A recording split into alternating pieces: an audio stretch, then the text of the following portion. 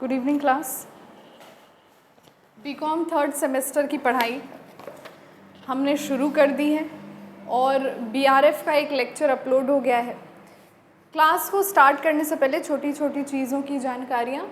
BCom third semester के 3 subjects हैं, तीनों के प्लेलिस्ट पढ़ेंगे, तीनों का हर लेक्चर पढ़ेगा। आपको सब्जेक्ट के नाम से प्लेलिस्ट मिल जाएगा कि BCom third semester BRF, BCom third semester company law और BCom third semester cost accounting. सारी प्लेलिस्ट पे सारी चीज़ें मौजूद हो जाएंगी, पहली चीज़। दूसरी बात, अभी मेरे पास हमारे एक सब्सक्राइबर का मेल आया था, कुछ स्टूडेंट्स का कॉल भी आया था। सबसे अच्छी बात ये है, ये वो स्टूडेंट्स हैं जिनके पास केवल हमारा यूट्यूब ही माध्यम है पढ़ने के लिए, वो हमारे क्लास में भी नहीं आते हैं, ऑनलाइन हैं जितने। उन्होंने कॉल किया था। आज का जो उनका मार्केटिंग का पेपर था, आज सुबह हमने एक वीडियो डाला था, उससे उनके काफ़ी क्वेश्चंस, आई थिंक 3 से 4 क्वेश्चंस तो थ्योरी में ही फंसे थे और एमसीक्यूज़ भी बहुत वहाँ से कट ऑफ हुआ था जो हमने पढ़ा रखा है।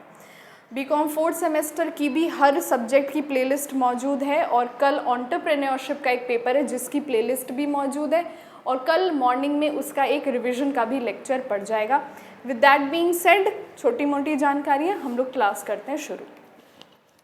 स्टूडेंट्स, इस बार आपने 4 लॉ पढ़ने हैं, ये चीज़ मैंने पहले भी डिस्कस कर ली। बीआरएफ के जितने 3 लॉज हैं वो सारे लॉज आपके अलाइड या बिजनेस लॉ हैं। हम अभी चलते हैं एक लॉ जो सबसे ज़्यादा बड़ा है, जिस पे पूरी एक किताब है, वो है कंपनी लॉ। तो लेट्स स्टार्ट।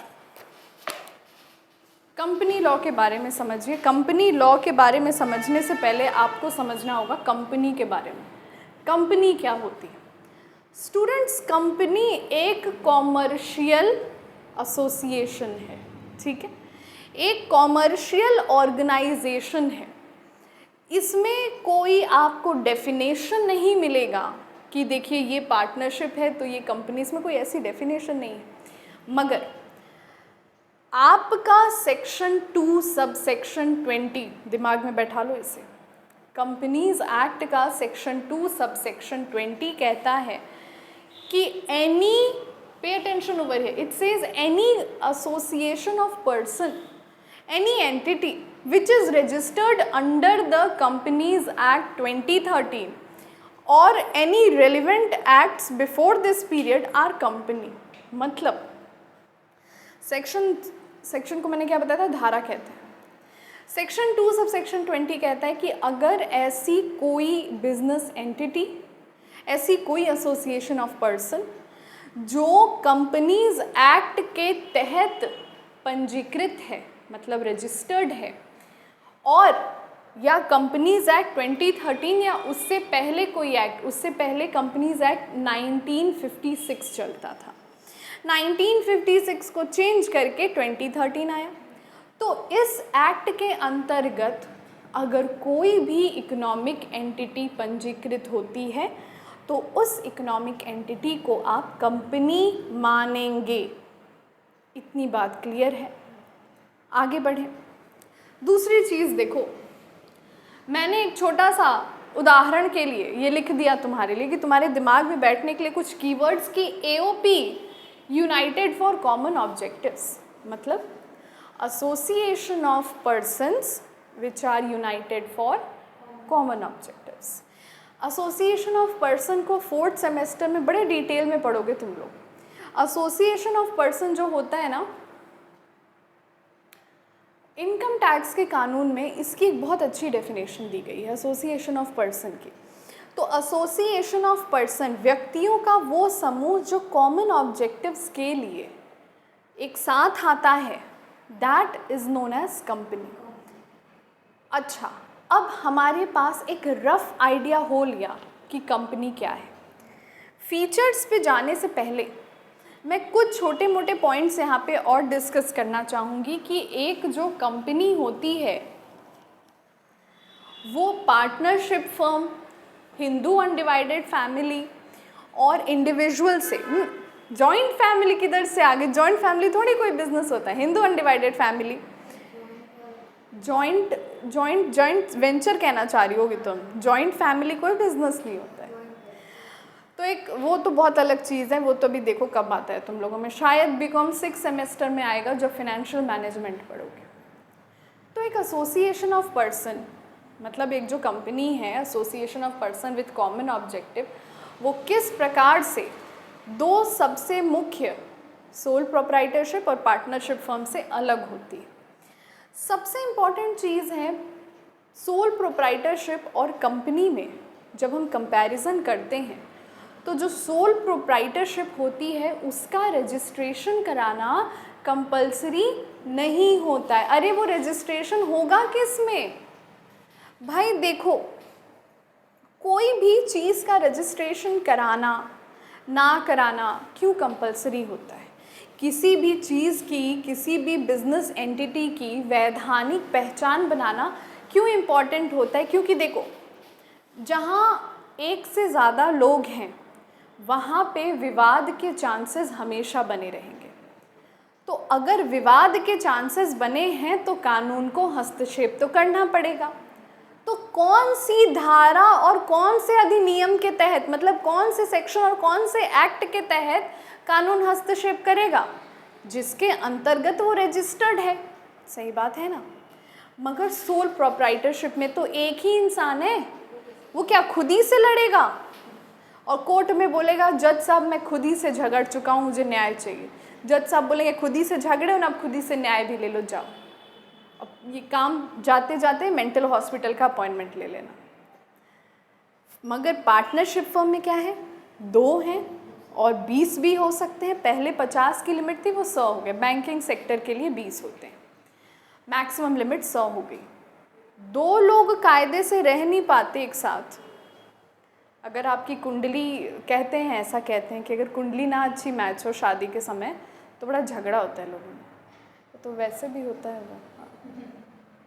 वो कुछ आप उधर वो नहीं कह सकते कि नहीं अरेंज मैरिज में होते हैं, लव मैरिज में नहीं होते। कहीं किधर भी हो सकते हैं, depends on the people who are there. घर में ही अपने देख लो, अगर तुम 2 भाई बहन हो या 2 से ज़्यादा भाई बहन हो तो घर में पानीपत जैसा माहौल बना रहता होगा। कब किस बात पर एक दूसरे का बाल नोच के गिरा दो, पटक दो, मार दो, और गज़ब की बात क्या, पेरेंट्स तक बात नहीं पहुंचती।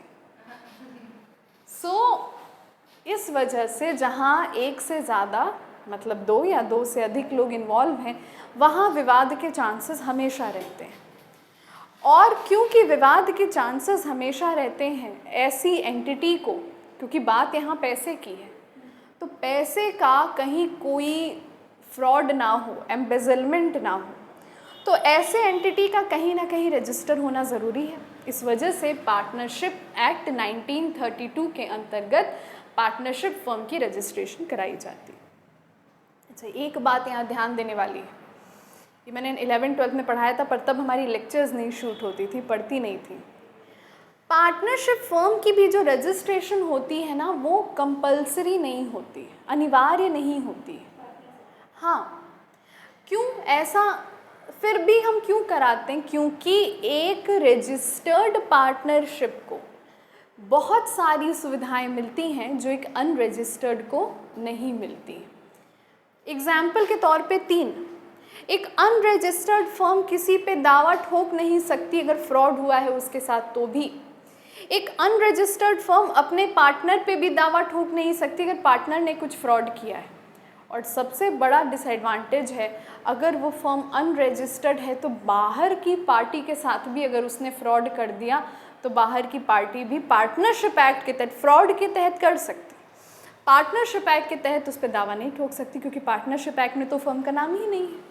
तो इस वजह से क्लाइंट भी बहुत सतर्क हो जाता है कि भाई इनका तो फर्म ही रजिस्टर्ड नहीं है, कहाँ से हम, अगर ये सब कुछ फ्रॉड कर दिए तो हम कहाँ से न्याय का मांग करेंगे। ठीक है, तो कंपनी में मगर बहुत कंपलसरी, कंपनी है ही इसलिए क्योंकि वो रजिस्टर्ड है कंपनीज एक्ट के अंतर्गत। और सेक्शन 220, एक छोटा सा ट्रिक, किसी भी एक्ट में, किसी भी अधिनियम में जितने भी इम्पॉर्टेंट डेफिनेशंस होते हैं या जितने भी डेफिनेशंस होते हैं, मैं सब नहीं कह रही, मैं कह रही 90%, वो होते हैं सेक्शन 2 में।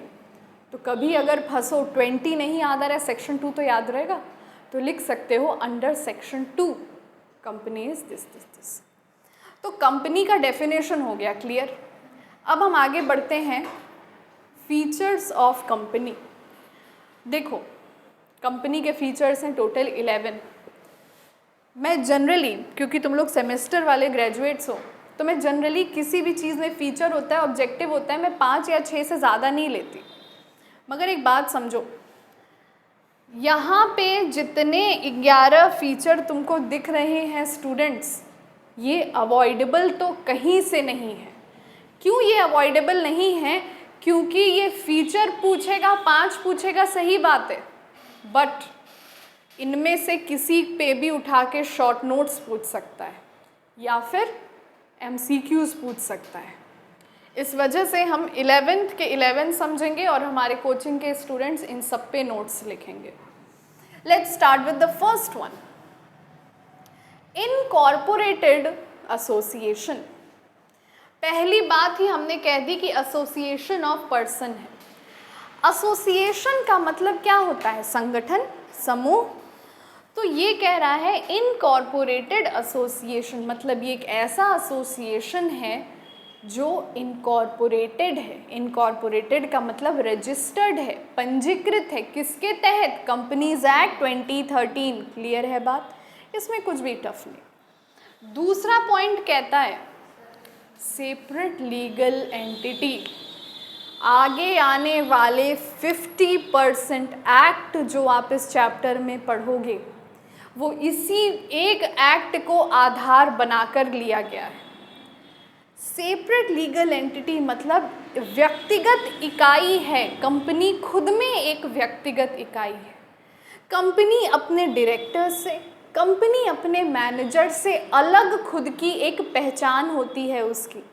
डॉक्टर साक्षी महादेव, ओरेकल कॉमर्स कोचिंग, अगर इसी को मैं प्राइवेट कोचिंग में प्राइवेट कंपनी में कन्वर्ट कर देती हूँ, ओरेकल प्राइवेट लिमिटेड, तो डॉक्टर साक्षी महादेव एक अलग एंटिटी है और ओरेकल प्राइवेट लिमिटेड एक अलग एंटिटी है।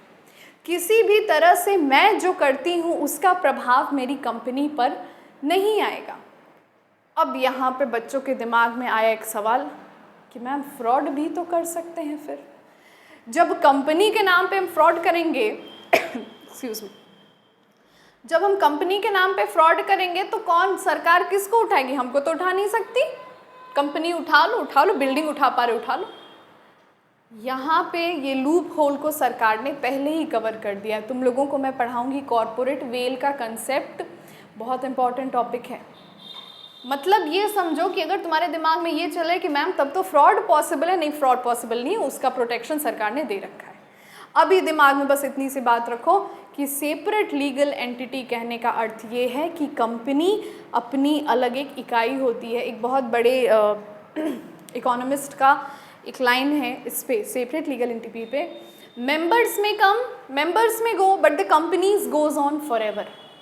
जैसे मान लीजिए एक कंपनी थी, उस कंपनी के थे 3 डायरेक्टर्स। मैंने 3 डायरेक्टर्स क्यों बोला? ये भी एक एक्ट के तहत है, एक एक चीज़ का यहाँ मतलब है। तो उस कंपनी के थे 3 डायरेक्टर, तीनों डायरेक्टर एक बस से ट्रैवल कर रहे थे। बस हादसाग्रस्त हो गई और डायरेक्टर्स भोलेनाथ को प्रिय हो गए। तो क्या अब कंपनी बंद हो जाएगी? बिल्कुल नहीं।